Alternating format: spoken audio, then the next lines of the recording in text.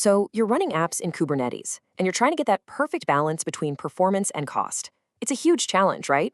If you get it wrong, you're either burning cash on idle resources, or even worse, your app is crashing under load. Today, we're going to break down the essential tools for pod autoscaling, HPA, VPA, and Cadia, so you can pick the absolute best tool for the job. Think about it like this. An online store gets slammed with traffic during a flash sale, but it's a ghost town at 3 a.m. Why would you pay for peak capacity around the clock? You wouldn't, and that is the exact problem that autoscaling solves. It lets your application's footprint grow and shrink on its own, perfectly matching what's happening in real time. You save a ton of money without ever sacrificing performance. Okay, so when we talk about scaling, there are really two main flavors. First, there's horizontal scaling, or scaling out. This is like a grocery store opening up more checkout lanes when the lines get long. You're just adding more identical pods to handle more traffic. Then there's vertical scaling, or scaling up. This is more like giving your single cashier superpowers. You're making one pod bigger, beefier, and more powerful. All right, let's start with the OG, the one that's built right into Kubernetes, and the one you'll probably use the most, the Horizontal Pod Autoscaler, or HPA for short. The HPA is your bread and butter for handling traditional application load. Its job is actually pretty straightforward. It watches a metric, usually CPU or memory, and if that metric crosses a line you've set, it starts adding more pods to share the load. And just as important, when things quiet down, it gets rid of those extra pods. So how does it know how many pods to add? Well, the logic is surprisingly simple. It's all based on a ratio. Let's say you tell the HPA, hey, I want my pods to run at about 50% CPU. But right now, they're averaging 100%. They're maxed out. The HPA does the math, sees the current load is double the target, and says, okay, I'm going to double the number of replicas. It's that direct. And this isn't a one-and-done deal. The HPA runs in this constant loop. By default, every 15 seconds, it's checking the metrics, comparing them to your target, running that formula we just saw, and then telling your workload to scale up or down. It's this tireless little robot, always making sure things are just right. Now, here's a crucial point. HPA can't do its job without data. It needs to know what the CPU and memory usage actually are, and it gets that info from something called the metric server. In fact, if you've ever run kubectl top pods to see how much resources your pods are using, yep, you're looking at the exact same data source that the HPA uses to make its decisions.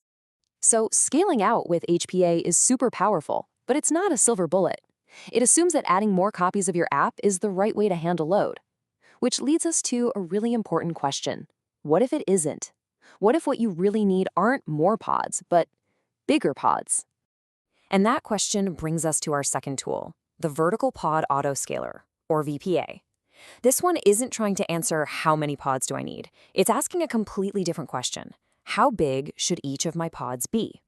Think of the VPA as an efficiency expert for your individual pods. It watches your application over time and figures out the perfect amount of CPU and memory it needs. This is an absolute game changer for workloads that you can't just scale out horizontally, things like a big stateful database. You can't just spin up more copies of it. You need to make the one you have more powerful. That's VPA's sweet spot. Now, VPA gives you a lot of control over how it behaves. You can start it in off mode, where it just acts like a consultant. It'll watch your pods and give you recommendations without actually changing anything. Then, when you're feeling confident, you can switch it to recreate mode. In this mode, it will actively restart your pods with the new optimized resource sizes. It's incredibly powerful, but you have to be ready for those pod restarts. Okay, I need everyone to listen up for a second because this is incredibly important. Do not use HPA and VPA on the same application. Seriously, they will fight each other. The VPA will try to make a pod bigger, which changes its CPU percentage, which then makes the HPA freak out and change the number of replicas.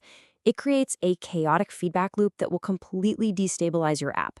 Just don't do it. So far, we've talked about scaling based on system resources. But what about all these modern event-driven apps we're building? What if the real measure of load for your app isn't CPU at all, but something like the number of messages sitting in a RabbitMQ queue? And that's where our third and final tool comes into play. Let's talk about Cadia, which stands for Kubernetes Event-Driven Autoscaling.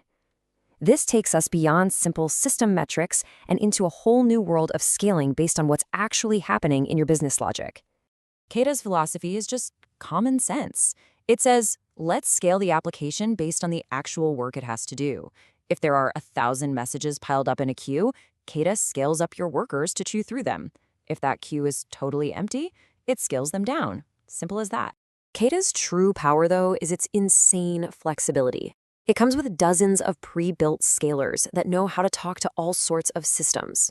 So you can scale your pods based on the lag in a Kafka topic, the results of a MySQL query, a simple time-based cron schedule, or even a super custom query from Prometheus. The possibilities are huge.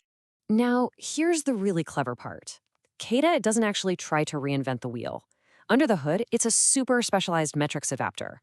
It goes out, checks your Kafka queue, translates that number into a metric that Kubernetes can understand, and then it creates a totally standard HPA to do the actual scaling.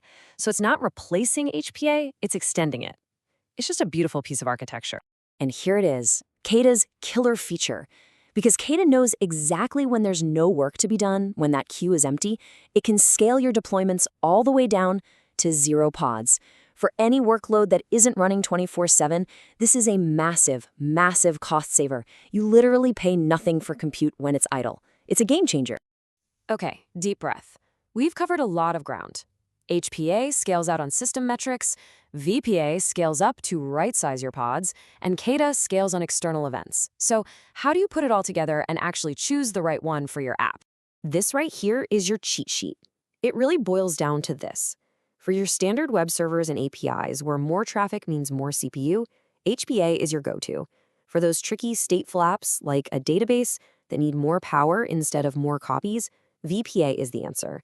And for anything that processes work from a queue or runs on a schedule, your background jobs and message workers, Kata is, without a doubt, the clear winner, especially with its scale to 0 magic. The key is to match the tool to how your application actually behaves. So, you've done it. You've mastered pod autoscaling.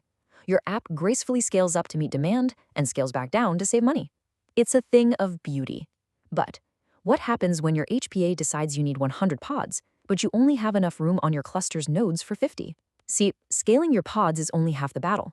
The next, much bigger question is, how do you scale the machines they run on? But that's a whole other story for another explainer.